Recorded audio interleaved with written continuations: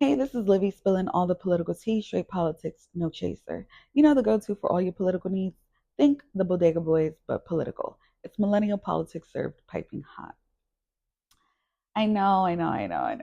This episode was a long time coming. Like, it's May 31st. Wow. Sorry, guys. But I truly had no words for you hoes. Absolutely none. I got nothing. And I still got nothing for y'all, really. Well, a little something, but I'm making it short and sweet. So it's been 131 days since the demagogue has taken office. And surprisingly, he brought the country to shit faster than I thought he would. Congratulations, Trump. How the fuck do you crash one of the top economies in the world in less than 100 days? Well, let's explore, shall we? Remember that little thing the DNC beat over y'all head this summer at their convention, the little thing called Project 2025? Well, let's see how much Trump has accomplished from his playbook in the first 100 plus days, shall we? And all of this information came from either ChatGPT or Google Gemini. I literally just Googled what has Trump accomplished or search in whatever. What has Trump accomplished in the last 100 days, in his first 100 days? And this is from Project 2025. And this is what came out. Immigration and border security. National emergency declaration. On his first day, Trump declared a national emergency at the southern border, deploying National Guard troops to assist with immigration enforcement. And asylum and refugee restrictions. He suspended the U.S. refugee admissions program and extended restrictions on asylum seekers, aiming to limit refuge and asylum programs. Laken-Riley Act, signed into law on January 29, 2025. This act allows states to sue the federal government for alleged failure to enforce immigration laws and mandates detention of immigrants charged with certain crimes. Government restructuring. This is under government restructuring and whatever Project 2025. Department of Government Efficiency, DOGE, established on his first day. DOGE, led by Elon Musk, who has just stepped down. Did you guys catch that one? Aims to reduce federal spending and eliminate excessive regulation. Schedule F reinstatement. Trump reinstated Schedule F, renamed Schedule Policy Career, allowing for easier removal of federal employees. Are you ready for this? In policy influencing positions. Federal workforce downsizing. A hiring freeze was implemented and approximately 200,000 probationary federal employees were terminated across various agencies. Now let's go to education and cultural policies. Executive Order 14190, signed January 29th. This order prohibits K-12 schools from teaching materials considered anti-American or promoting gender ideology or critical race theory. It also directs law enforcement to investigate and prosecute educators facilitating gender transitions for minors. DEI program elimination. Executive Order 14173, signed on January 21st, prohibits private organizations from conducting diversity, equity, inclusion, and accessibility programs for jobs created by federal contracts. Energy and environmental policy. Paris Agreement withdrawal. Trump withdrew the U.S. from the Paris. Why would you withdraw us? I'm sorry. Like who withdraws us from a climate agreement, a global climate? Honey, I cannot. Emphasizing national. I cannot. Let me just start from the beginning. Trump withdraws the U.S. from the Paris Climate Agreement, emphasizing national sovereignty and economic competitiveness.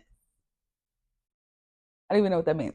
National Energy Dominance Council, created to boost fossil fuel production and remove regulatory barriers, aligning with Project 2025's energy independence goal.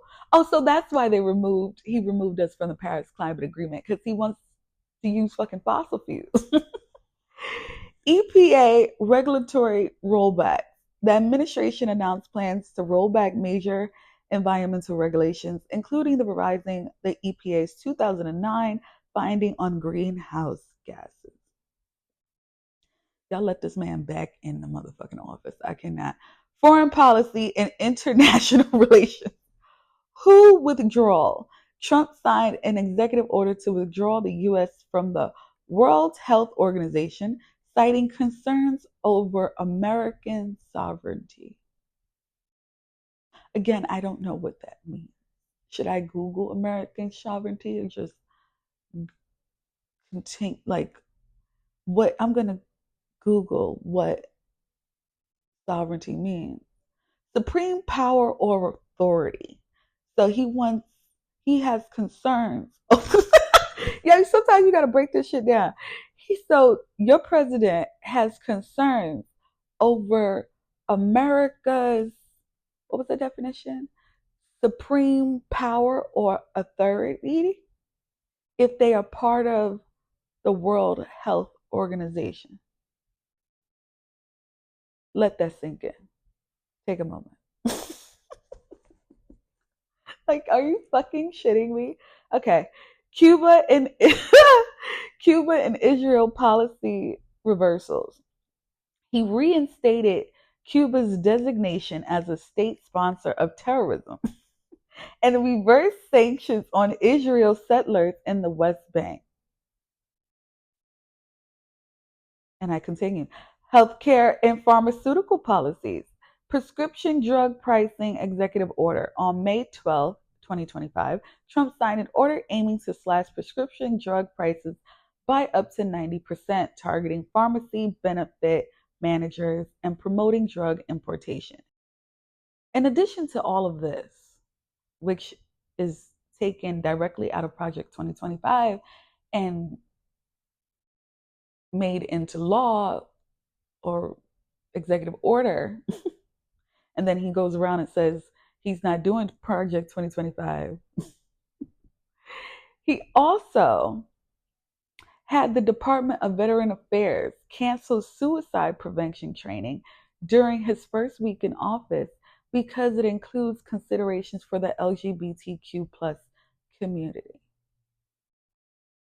Let that sink in. So this is his first 100 days, and this is what he accomplished from Project 2025 so far, which is a lot. Godspeed to him, right? Look, I'm not going into great detail today because folks were warned that this would happen. Some Black woman podcasters said it best. Trump has already accomplished 42% of Project 2025. Congratulations. Y'all put this man in office again. Anyway, honorable mention. We got a new pope, y'all. And he's Black. And he's a lawyer. He's the first pope to be a lawyer. And he's from Chicago. America got a pope. Wow. We got the demagogue in office, Hitler 2.0, and America gets a pope. If that's not the heavens speaking, I don't know what is. Anyway, and the pope is with all this shit. I hope he isn't like the last pope, though. Like, the last pope would say something really progressive, and then he would say something extremely archaic, like the next day. I hope this new pope really stands on business, especially with Trump and J.D. Vance. And yes, Vance killed the last pope. I don't care. That's a sidebar, but yes, he did. Or at the very least, I hope he jinxed him or caused him so much grief that he KO'd the very next day. And the day after that, the Dalai Lama calls J.D. Vance and cancels his meeting. The Dalai Lama was like, "You're not going to get me." The man is a jinx. Even Trump knows it. That's why he doesn't want to be around him. Anyway, better stay away from this Pope because I love him already. He already called for a ceasefire in Gaza numerous times.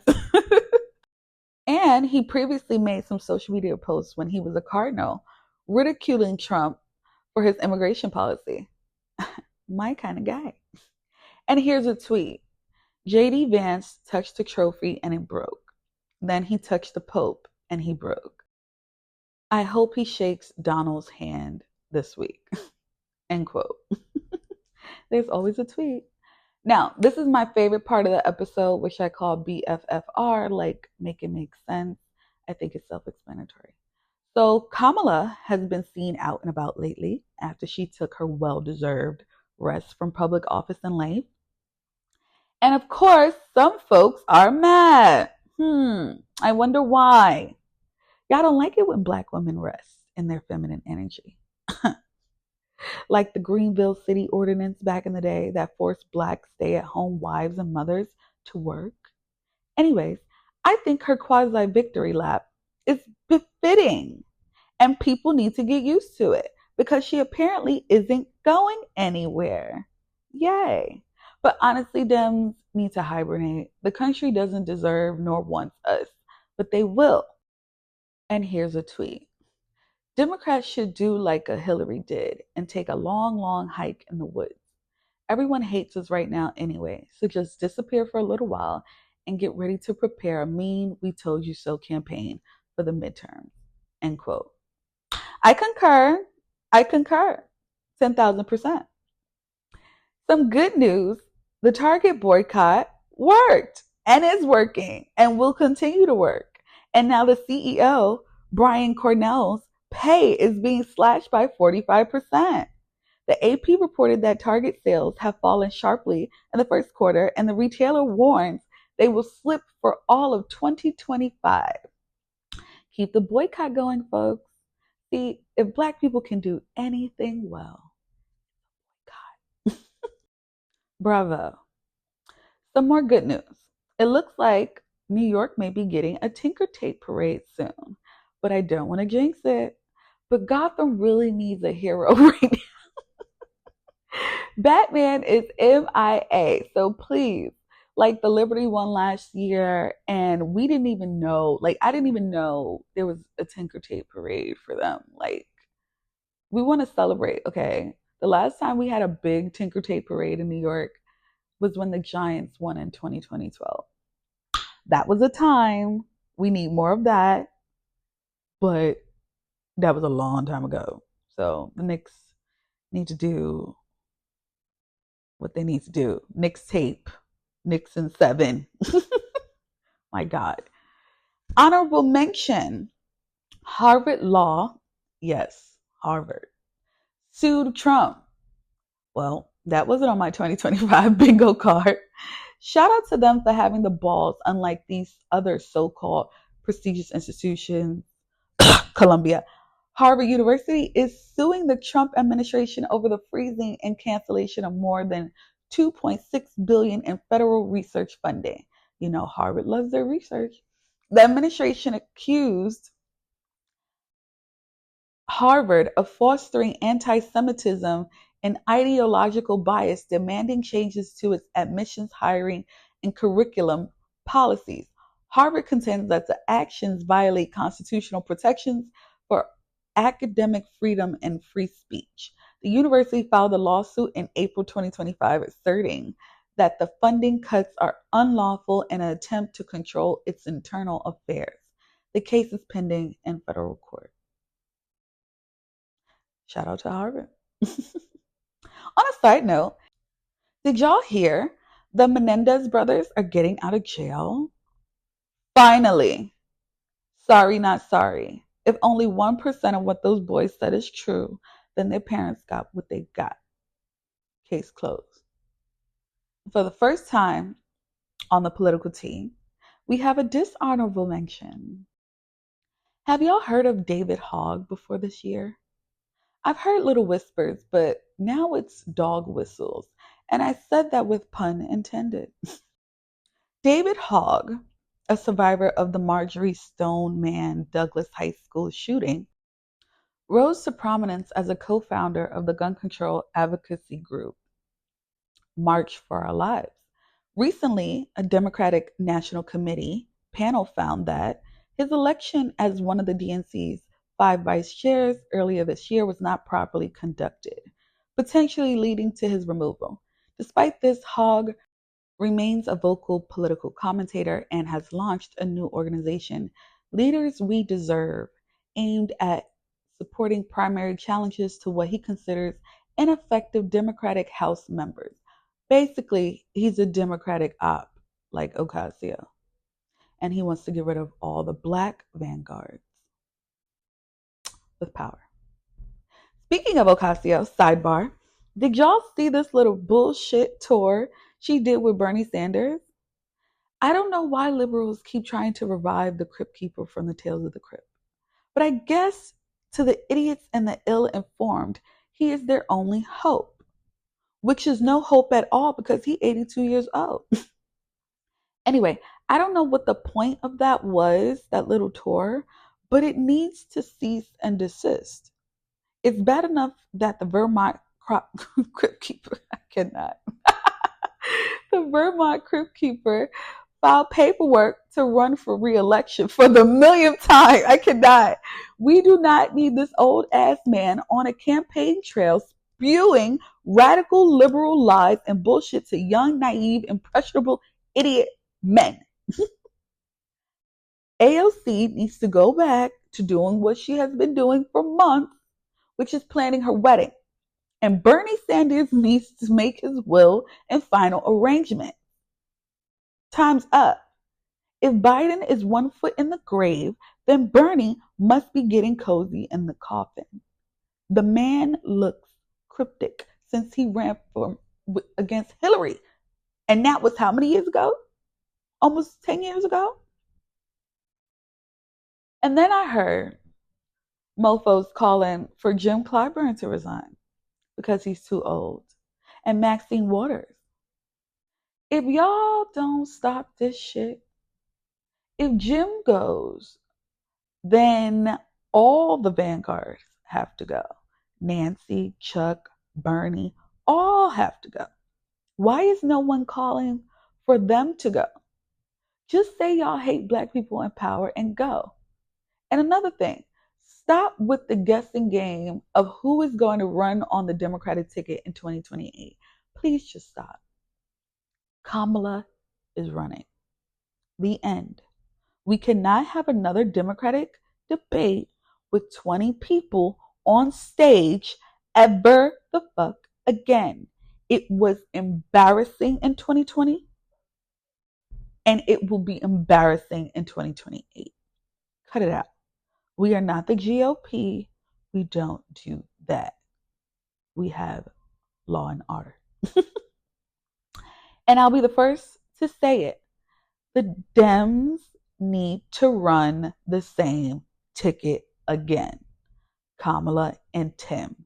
AmeriKKKa, with 3 Ks, needs a black mom and a white dad with some class, decorum, couth, and most importantly, some goddamn common sense.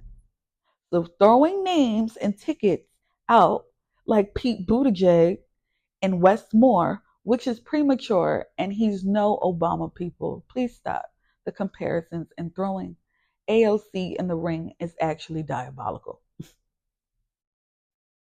This chick can't do for her own constituents in the Bronx and Queens. And I'm one of them, so I would know. And you think she's capable and competent enough to be VP to a senile and decrepit old man named Bernie Sanders? Please cut the shit. And here's a tweet.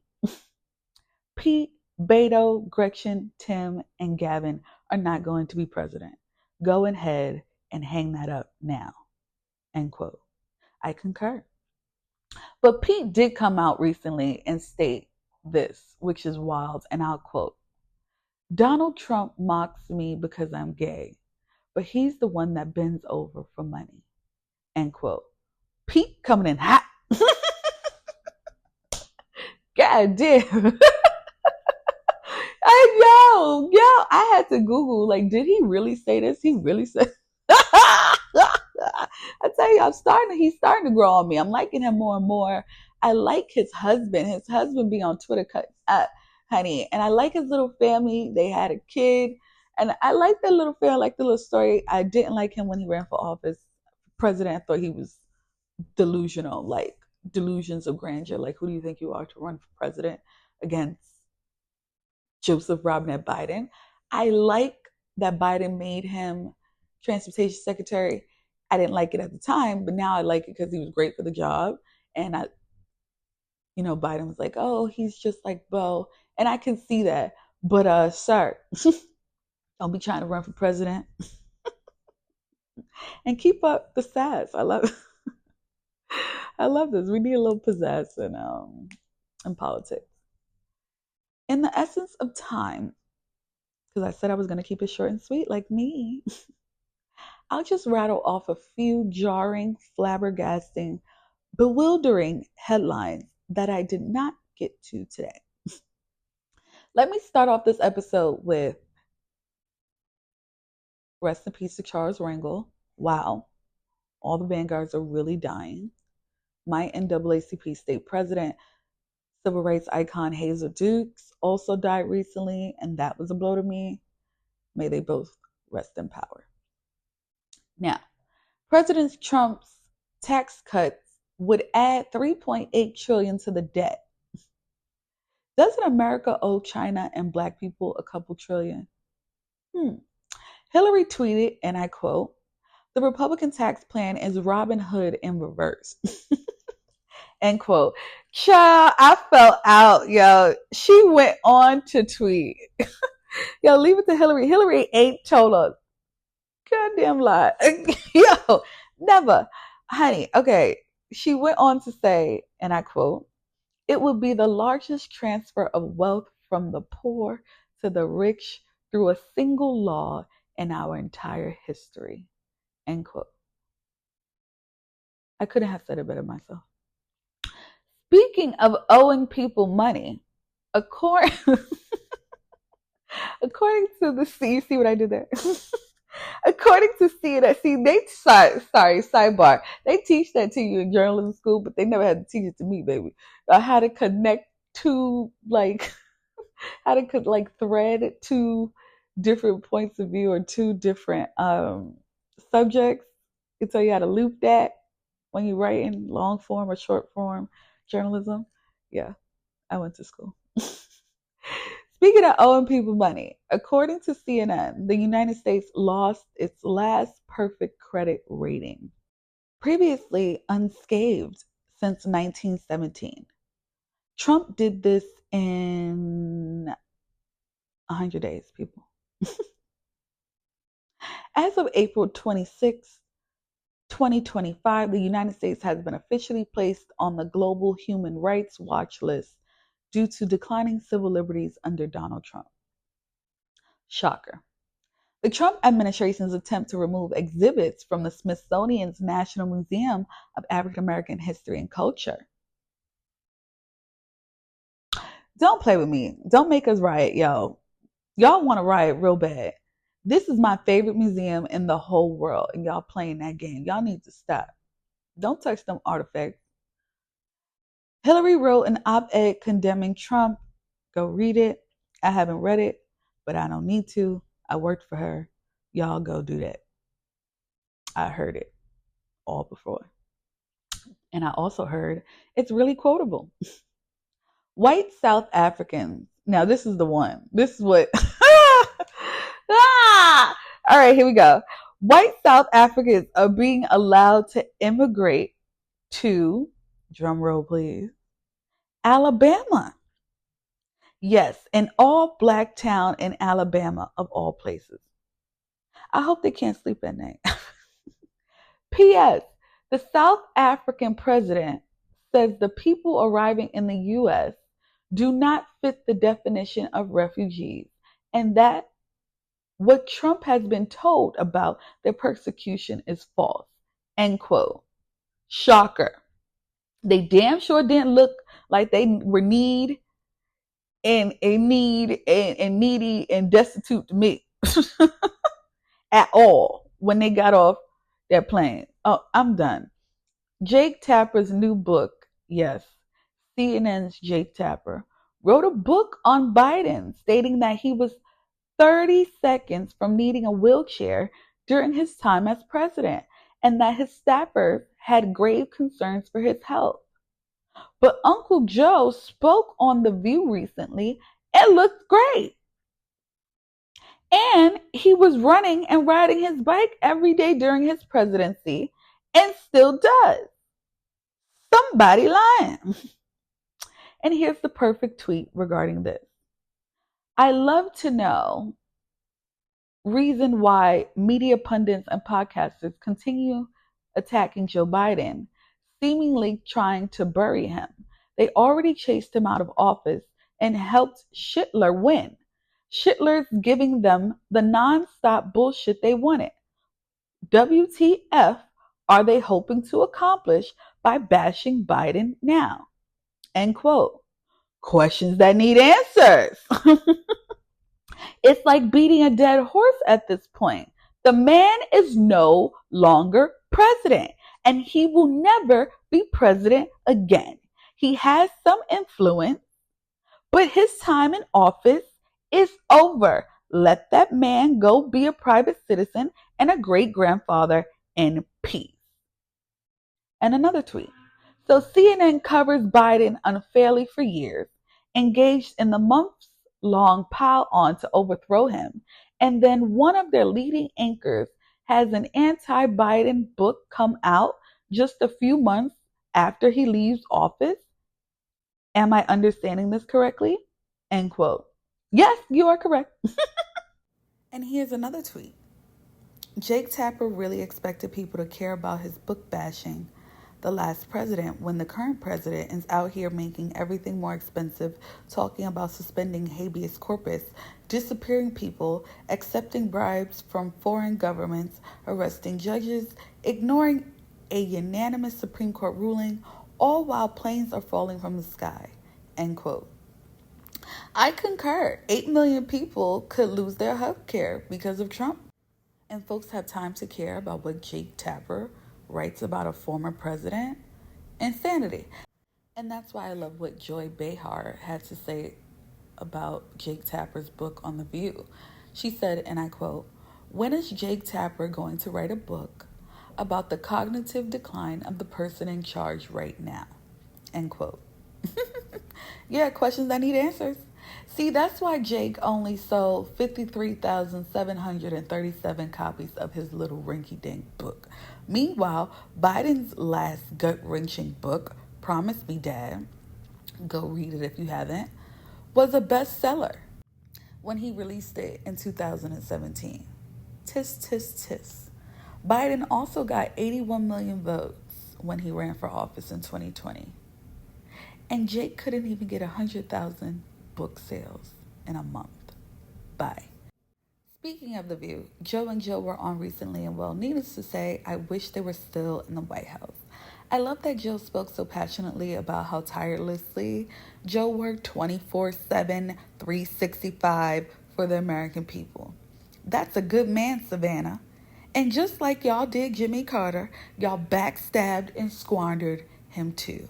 It's a damn shame. America, with 3 Ks, does not like God-fearing white men and or men that grew up with and have a special affinity for black people. Yes, I said it. We going there today. Sip that tea. Here's a tweet, and I quote, "I asked my mom if this is how everyone treated Jimmy Carter because she always talked about the vitriol she witnessed toward him during and after his admin, and she said this is much more." End quote. I concur. It is indeed much worse. Unfortunately, shortly after the View interview, we learned that Biden has been diagnosed with an aggressive form of pancreatic cancer that has spread to his bones. But because the cancer appears to be hormone sensitive, there is an effective management. My God. All the things this man has been through, And now this, during the 10th anniversary of Beau's death from cancer. Wow. Like, I cried every day since the news broke that he has cancer. My heart goes out to Biden and his whole family. Biden, I love you. We all love you. Black people love you, especially Black women. Sending you love and light and a speedy recovery. My heart also specifically goes out to Biden's son and daughter. Hunter already lost a parent and 2 siblings, so this is like devastating. But thank God, Biden has a lot of Irish fighter in him, and I think he wants to be here for his wife and his family and his country. He gave a speech this week, his first since his diagnosis, at an event that was held for Beau to represent his 10-year anniversary of his death. And Biden gave a speech and he looked and sounded great. So, praying he has a speedy recovery. Trump, on the other hand, when asked about Biden's diagnosis, he said, and I quote, "If you feel sorry for him, don't feel sorry, because he's vicious. I really don't feel sorry for him," end quote. And that's why nobody feels sorry for you, Mr. President, when you got shot and a sniper was found at Mar-a-Lago. And then Biden's daughter releases a statement about Jake Tapper's book, stating that it is a bunch of bullshit, like we all knew. It's sad that during this time she has to defend her father's legacy from a media jackass. Wow, the world is truly a cruel place. Now, despite Black women's silence, Trump and his cronies' policies are impacting Black women. Shocker. Trump abruptly fired the first African-American librarian of Congress, Carla Hayden, for no reason. Additionally, 300,000 jobs were lost since February, and those jobs belong to whom? Black women. We lost 38,000 jobs alone in April, the most of any group. Thank you, Trump. Nice. I know it may look abysmal, ladies, but we shall overcome. Oh, and here's the kicker. A Black woman in Georgia is brain dead and has been on life support for 3 months to birth a baby that will likely be born with numerous disabilities or may not even live at all. The baby has water in its brain. This is all due to Georgia's abortion law, stating that even if the mother is deceased, she has to be kept alive until the fetus can be born. Please note, she died when she was 2 months pregnant. I don't know why y'all continue to get pregnant, especially in GOP states, but here we are. Then y'all karma for messing with us came in the form of the largest antebellum mansion in the country being mysteriously burnt down in Louisiana. Now that's either insurance fraud or just desserts. I don't know. You tell me. But remember, the ancestors are watching. Oh, and another mansion on another plantation burnt down a few days after that. Sounds like karma. American citizens are being deported.